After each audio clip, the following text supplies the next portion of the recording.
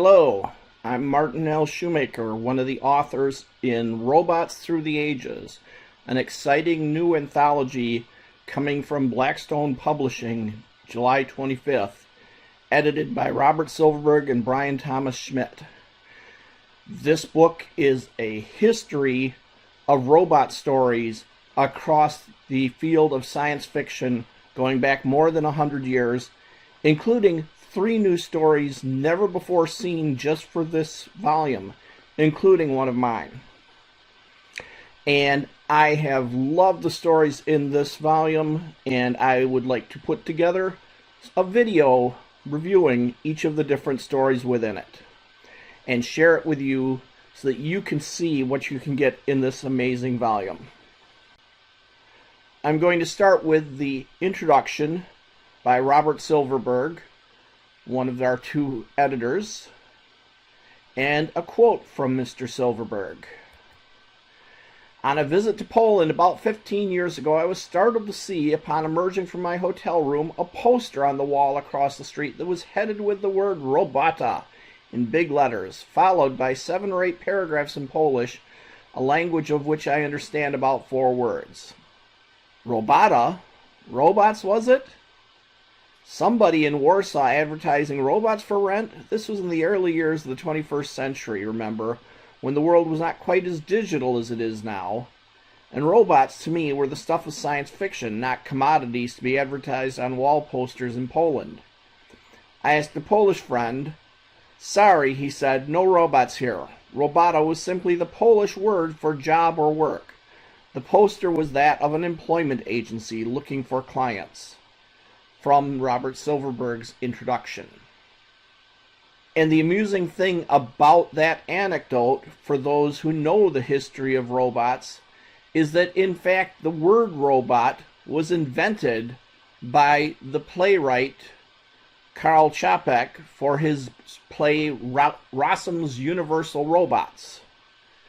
And the word robot in that play comes from the Czech root robota. And so this was a bit of the history of robots turning full circle. Robert Silverberg is a science fiction grandmaster. He has been publishing now for well over 50 years, and he does a whole lot more than just science fiction. This latest is an example. The Hot Beat is a book he has come out recently in the mystery genre. You can find it, the QR code pictured. So he has a very diversified experience in writing and reading and commenting, and has been an editor for some wonderful stories, and has also been an author for wonderful stories. I first met his work in the Majapur Chronicles, a series of stories and books about a world that is in a future science fiction setting, but because of the low presence of metal on the world, it is largely a fantasy-like setting, a more medieval setting, even though there are robots and high-tech and spaceships hiding in the background. So he has a lot of experience in the industry and a lot of experience as a reader, and helped pick out some of the great classics of robot stories all back through the past century and more. And as he says, it is the fate of most pioneering works to begin to seem quaint as more sophisticated writers revisit their themes. Jack Williamson's With Folded Hands shows us the consequences of surrendering to seemingly benign labor-saving devices. Clifford D. Simak's classic book City depicts a world in which the humans have vanished and the robots are in charge. And Isaac Asimov's The Bicentennial Man deals with the most poignant aspect of Čapek's play, the fact that the robots are human in all respects except that they lack souls, some sort of spiritual core, and yearn to have them. When we read R.U.R. today, we may smile indulgently at some of the simplicities of its storytelling, but we must remind ourselves that Čapek, the pioneer, was blazing a trail that generations of science fiction writers would follow, making new discoveries along the way. Again, from his introduction. And we'll see that in some of the stories in this volume, that some of them were pioneers for concepts in robot stories that other authors and other creators built on later. Robots Through the Ages wraps up with an afterward and recommended reading list by co-editor Bryan Schmidt, where he talks about how robots became important to him in an experience that may be familiar for those of us of a certain age. For me, like many others of my generation, the first time I really imagined robots could be real and got excited about them was the summer of 1977 when I first saw C-3PO and R2-D2 on the movie screen in George Lucas's Star Wars. I've been a fan ever since, and it has been amazing to watch how far we've come in my lifetime. We now have robot vacuums, robot mechanics, robot bomb-sniffing dogs, robot pilots, robot cars, robots with emotions like Data from Star Trek The Next Generation, and even AI assistants like Siri and Alexa. A professor of robotics at CMU even has a robot to mow his lawn like Avram Davidson imagined.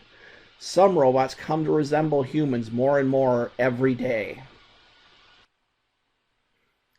Besides being a good friend, Bryan Schmidt is an author in his own right who has produced a number of books that I have enjoyed and has got more coming.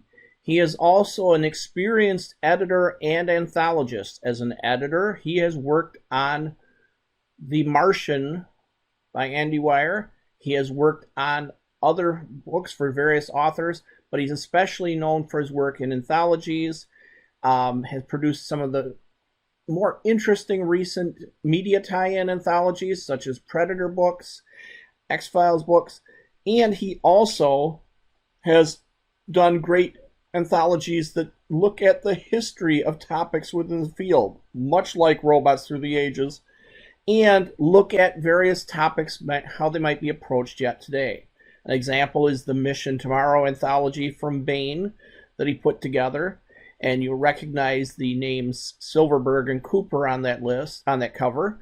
Jack McDevitt, one of my author friends and one of my chief influences, one of the men who got me back into writing after a many-decade hiatus. Mike Resnick, another of my mentors, and I think Mike is been one of the biggest influences on many careers. James Gunn is a phenomenal historian of science fiction as well as an author. Ben Bova was a longtime editor of Analog magazine and also has written some very, very inspirational hard science fiction stories that were another influence for my own writing. Michael Flynn is another longtime master of the field, and these and more are in Mission Tomorrow, one of Bryan's many anthologies that he has edited. Bryan then follows with a list of other robot stories you may appreciate, some of which were too long for this collection, some of which have been reprinted more recently in other places, various reasons why we could not possibly do every great robot story of the past century and more. But Bryan and Robert Silverberg are happy to point you toward them. So this has been my collection of reviews for these stories.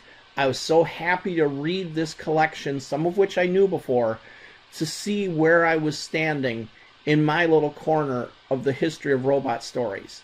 I have a corner. This book has the gamut. Thank you.